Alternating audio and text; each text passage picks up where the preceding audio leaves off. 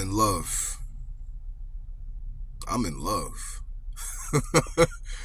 YouTube, I'm in love. Listen, I'm on my way to work. I'm gonna put this phone down. We're gonna talk about this right quick. Yo, I looked into her eyes, man. I looked into her eyes. I saw the future. Yo, I looked into her eyes and I saw the future. I did. I saw happily ever after. Like forever. I saw that. In an instant. She was so beautiful, man. Her eyes are so beautiful. You know? I love her. Yo, I love her. Check it. So we started kicking it, you know? We started chilling. You know, because she was feeling me too. I'm not, you know, I'm talking about how I feel. How she feels, that's irrelevant. Not that I don't care about her feelings. What I'm saying is, whether she feels something for me or not, it don't matter. I love her. You understand that? Now, if she was to be like, nah, you know, I just don't mess with you, then listen, at the end of the day, I don't have a choice but to let her go, right? But I'm telling you how I feel. I love her, all right? Now, shorty done made some decisions where, you know, I feel like she's rocking with me. I love that. We've made certain commitments so far, you know? But, you know, at the same time, she said a couple of things to me where I'm like, well, that don't sound too good. But you know what? I love her. And for me to cut her off, it ain't worth it because I love her way too much. I love her way too much. You know, we've had some words. We wouldn't argued a little bit. She done left me. But you know, when she leaves, yeah, I'm hurt. Yeah, I might be having thoughts, trying to figure out why she left and what she's doing. But you know the consistency, the one common denominator is the fact that I always think about whether or not she is safe. I always am concerned with her well-being. That's crazy. She could be talking to me like she ain't got no level of respect for me at all. And you know what? I find myself concerned with whether or not she's okay. I find myself worrying about whether or not she's protected. I find myself wishing she would just come back so I could protect her again, so I could love her, so I could take care of her. It's crazy. Yo, I'm in love, y'all. I'm in love. You know, we had a big argument. And she left. And I couldn't help but be more overwhelmed and concerned with her safety, with her protection, with everything.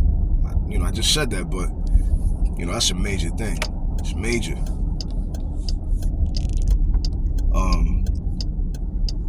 You know, she expresses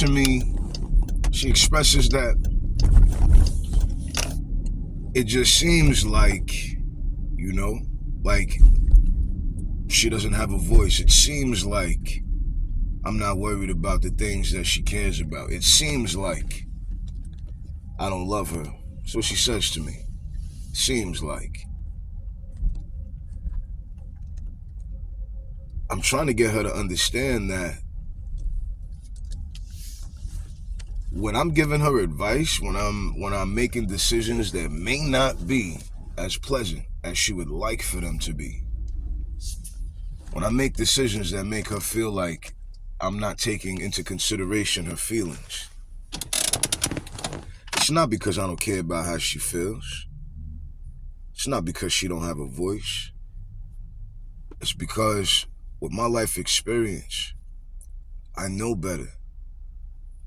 And my focus is not on how it's going to make me feel. My focus is on the outcome for her and betterment.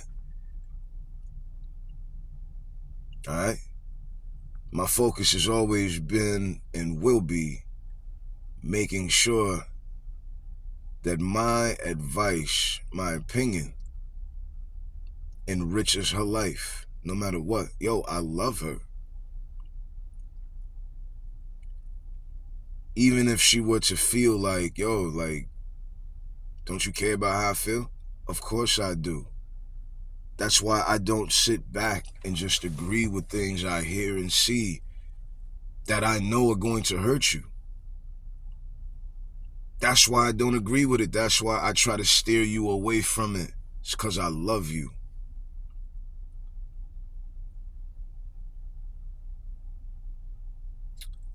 You know, maybe the love was overbearing. I don't know. But she left. She cut me off. She said a lot of things to me out of anger, frustration. She did. And it hurt. It cut me deep. It cut me deep. You know, some of those things actually caused for me to feel anger and rage myself. But you know, I love her.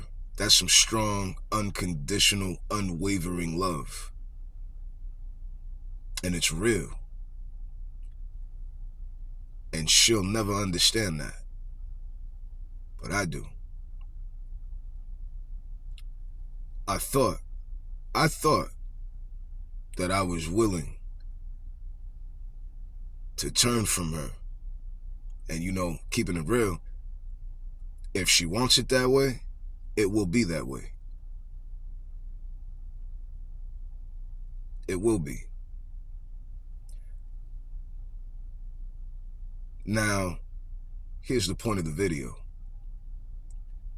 That's how God looks at us, yo. I didn't understand that. Like, not the way I understand it now. Yo, God loves us. God loves us with such an unconditional, unwavering love. We transgress against him and his wisdom. We turn from him. We say things out of frustration and a lack of knowledge. He still loves us. We get angry because we can't get our way. We can't do things, we can't say things, we can't live a certain way because he's guiding us. And we get real rebellious, y'all. We run from him. We're running from his covering. We're running from his covering. And you know, he still loves us. Unconditionally. Unconditionally. We are the apple of his eye. So listen. Don't run from God to a point where he has no choice but to accept the fact that you have left him for good. Because, see, you gotta love him. You gotta love him. That way you could get back with him. That way you could stay with him and go home with him. I really want you to understand the point of this video is not to talk about me. The point of this video is to talk about Christ. I gave an example for you to hear it so that you can understand. That's how Christ looks at us. With unconditional, unwavering love. You can go share your soul. You could share your doings with the enemy. I'm not telling you to do it, but I'm saying you can do that. We all have done it. And he's still right there waiting for that light bulb to go off over our head where it's like, you know what, Lord, you are the way. You're the way. You were good for me. You were the best thing for me from the start. Man, go back to the Lord and tell him that you're sorry. And love him like he loves you.